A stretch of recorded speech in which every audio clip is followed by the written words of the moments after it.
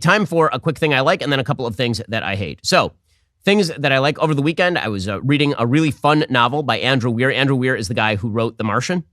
The book is Project Hail Mary, and Andy Weir he's a delight just as an author. He's a delight because he's actually having fun with the reader, and he's obviously having fun writing this sort of stuff. So basically, it's about a middle school science teacher who back in his academic days had written a paper about alien life, and it turns out that the sun is actually declining in the amount of energy that it's releasing because there is alien life, but it's living on the sun, and it's sucking away the energy from the sun.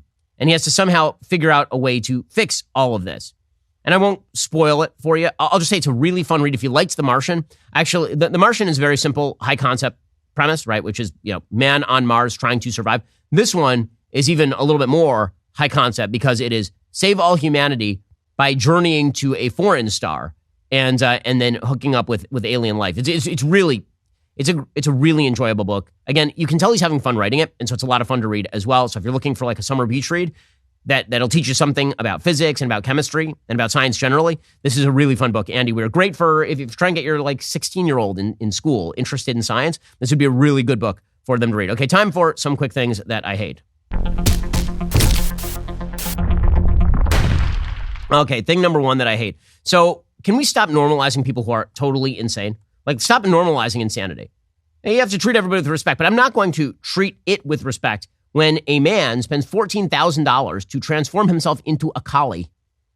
This apparently is a thing. A Japanese native has now transformed himself into a canine after forking out more than $14,000 for a custom-made collie costume. The private citizen says the unusual garment has helped actualize his dream of becoming an animal. We have reached the end of expressive individualism. Robert Bella predicted that expressive individualism, the idea that what is inside you is the most important thing in all humanity, that is the end of the individualist era. That's where we are.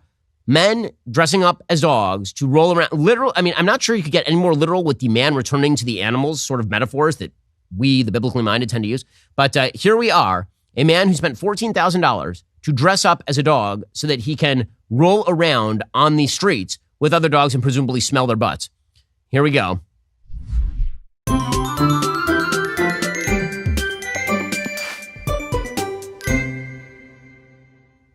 This is, and then this crazy lady who's walking around, this man dressed as a dog.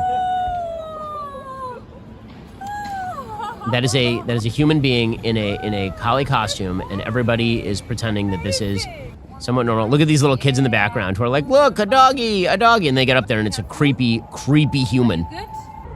This is so horrifying, I can't even tell you. The Island of Dr. Moreau type of stuff, except people doing it to themselves. I don't even know how the person got into this costume, nor do I want to know. That sounds terrible. Man, this is, and the breeding is just going to be horrible. Apparently, he wrote in the clip, do you remember your dreams from when you were little? You want to be a hero or a wizard. I remember writing in my grade school's graduation book, I wanted to be a dog and walk outside. He had a vague dream of becoming an animal ever since he was a child. When I fulfilled that dream, this is how it turned out. He chose to become a collie due to the negligible size difference between that breed and humans. So he said, I rarely tell my friends because I'm afraid they will think I am weird. My friends and family seem very surprised to learn I became an animal. You didn't. You're a crazy person who is wearing a dog suit. And then we're supposed to pretend that that is perfectly normal. But why not? You know that a company is actually looking out for you when they upgrade your service and they don't charge you for it. That's great news for new and current PureTalk customers. PureTalk just added data to every plan and includes a mobile hotspot with no price increase whatsoever. If you've considered PureTalk before but you haven't made the switch, take a look again. For just $20 a month, you'll get unlimited talk, text, and now 50% more 5G data plus their new mobile hotspot. This is the reason why I love PureTalk. They're veteran-owned. They only hire the best customer service team located right here in the United States of America. Most families are saving almost $1,000 a year while enjoying the most dependable 5G network in the country. Remember, you vote with how you spend your money, so stop supporting those woke wireless companies that don't actually support you. When you go to puretalk.com/Shapiro, you save an additional 50% off your very first month of coverage because they actually value you. That's puretalk.com/Shapiro. I know that their 5G network is great because I use it. I use PureTalk for all my business calls. You can do the same. Head on over to puretalk.com/Shapiro. You'll be saving yourself an additional 50% off your first month. And again, a lot of money down the road as well. PureTalk is wireless for Americans by Americans. Go check them out right now. PureTalk.com/Shapiro. Innovation Refunds has been helping small businesses that qualify get a business payroll tax refund through the Employee Retention Credit, also known as the ERC. The ERC is a tax refund for businesses that kept employees on payroll for parts of 2020 and 2021. If you own a business with more than 5 employees, you could have money waiting to be claimed. Innovation Refunds is dedicated to helping business owners navigate the process, and their independent tax attorneys can help your business's claims stay compliant with IRS regulations and guidelines as well. Innovation Refunds does not provide tax or legal advice. They work with an independent network of tax professionals and will share information with them to evaluate and process your claims. Go to getrefunds.com to determine eligibility. If you qualify, you could be on your way to receiving money for your business. There's no upfront charge. They don't get paid unless you get paid. Go to getrefunds.com or dial 1-843-REFUNDS. That's getrefunds.com or dial 1-843-REFUNDS. Terms and conditions to apply. If you pay too much money to the federal government, why not see if you can get some of that money back? Go to 1-843-REFUNDS or getrefunds.com to get started and see if you're eligible for that employee retention credit today. So when it comes to a general election, yeah, Joe Biden's personal corruption is going to matter. Yeah, Joe Biden's personality is going to matter. But you know what's going to matter even more? If we are in recession, Joe Biden is in serious trouble. If we are not in recession, Joe Biden probably fails to reelect. Very, very difficult to lose a reelect when your economy is good. It looks like the economy is going to be bad. You know, it'd be great. Somebody's able to argue against that. This is why one of the great frustrations is that many of the things that make Ron DeSantis an excellent governor also make him a politician who doesn't have the pizzazz or sizzle of a Donald Trump. Namely, he just does the thing. Right? Governor DeSantis' great win as governor of Florida. Yeah, there's been all the talk about woke and all the talk about fighting education. All that matters an awful lot. But he's also really good at like the bread and butter.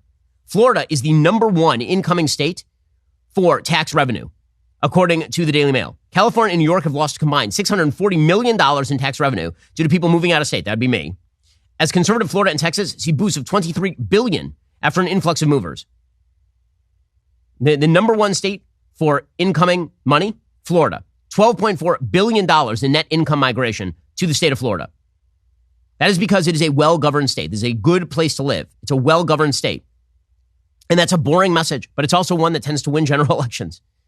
The message that is a lot more controversial is the character message, especially when you have character flaws of your own. And when you're in the middle of legal battles that will likely culminate in actual trials with you in the dock in May of 2024, which is what's very likely to happen right now.